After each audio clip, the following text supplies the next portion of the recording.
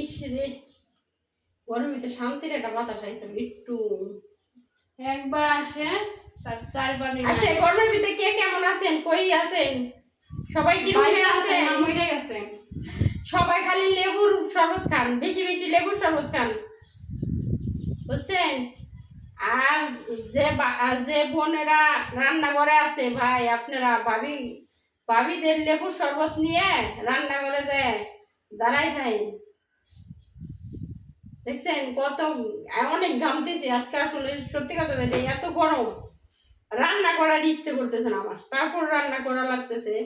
এই যে ছোট মাছের চরচড়ি করবো, আর ভালো লাগে না, এত কাম করার মন চাই গরমের ভিতরে।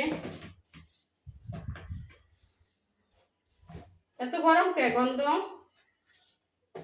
সবাই কমেন্টে বলবেন, আর ভিডিওটা বেশি বেশি শেয়ার করবেন। এত গরমের ভিতরে ভিডিও করা যায়, কোনো কিছুই করা যায় না, ভালো লাগে না।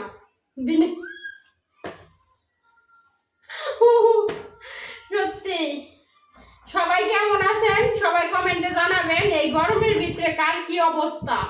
আমার তো ভাই নাজেহাল অবস্থা গরমের ভিতরে। রান্না করে আসলে মেয়ে মানুষ বলে কথা, রান্না করতেই হবে, নাইলে খামুকি, বুঝেন না, খাইতে হইব না। তা গরমের ভিতরে সবাই কেমন আছেন একটু কমেন্টে জানাবেন, আর ভিডিওটা বেশি বেশি শেয়ার করবেন। আর সবাই লেবুর শরবত খান ভাই, এই গরমে লেবুর শরবত খান।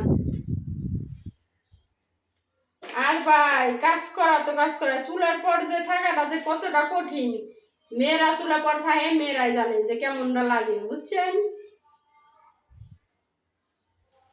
আসেন বেড়াই যান, গরমের ভিতরে আসলে বেড়ানো যায় না।